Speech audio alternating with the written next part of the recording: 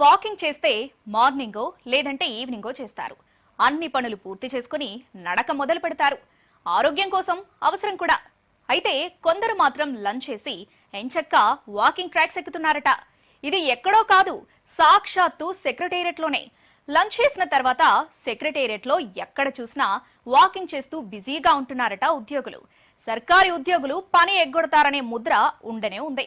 దానికి కొనసాగింపుగా వాకింగ్ కలిపేశారట ఉద్యోగులు.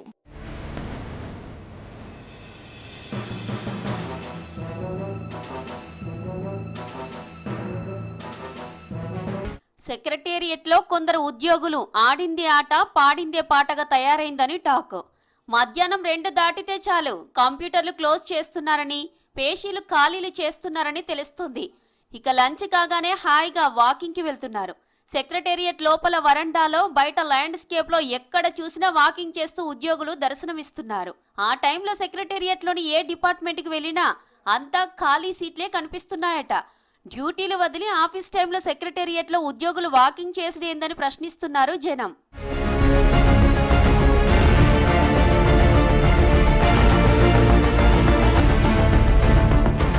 హెల్దీగా ఉండడం ఎవరికైనా అవసరమే. వాకింగ్ చేయడాన్ని ఎవరు తప్పుపట్టరు గాని ఆఫీస్ టైంలో పనులను వదిలేసి వాకింగ్ చేయడంపై విమర్శలు వస్తున్నాయి. ఆఫీస్ టైం అయిన తర్వాత కూడా వాకింగ్ చేసుకోవచ్చు. ఇవేమీ సెక్రటేరియట్ ఉద్యోగులకు పట్టవనే చర్చ మొదటి నుంచి ఉంది. సెక్రటేరియట్ కు రాష్ట్రం నుంచి ఎక్కడెక్కడి నుంచో ప్రజలు వస్తారు. డ్యూటీ టైంలో ఆఫీసర్లు లేకపోతే హైదరాబాద్ లోనే మరో రోజు ఉండాల్సి వస్తుంది. సెక్రటేరియట్ కు వచ్చే ప్రజలకు అదో పెద్ద భారంగా మారింది. పని గంటలు ముగించుకొని వాకింగ్ చేస్తే ఇబ్బంది ఏమీ ఉండదంటున్నారు జనం.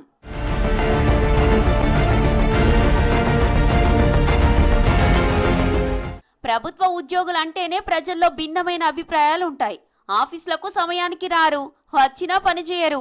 1-2 గంటల ముందే వెళ్లిపోతారు. చేయాల్సిన పని వదిలేసి కబుర్లు చెప్పుకుంటూ టైంపాస్ చేస్తారనే అభిప్రాయం జనాల్లో పాతుకుపోయింది. ఇక ఉద్యోగుల్లో కొంతమంది ఇలా చేసినా ఆ పేరు ప్రభుత్వ ఉద్యోగులు అనగానే ఇవే గుర్తుకొస్తాయి. ఎవరెన్ని చెప్పినా, పై స్థాయి అధికారులు ఏమన్నా అవేమీ పట్టనట్లుగా వాళ్ళు చేయాల్సిన పని చేసుకుంటూ పోతారని ఉద్యోగులపై ఉన్న ముద్ర.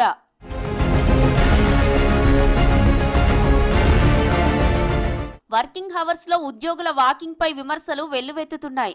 ఆఫీస్ టైంలో ఖచ్చితంగా ఆఫీస్లోనే ఉండేటట్లు చూడాలని డిమాండ్లు వస్తున్నాయి.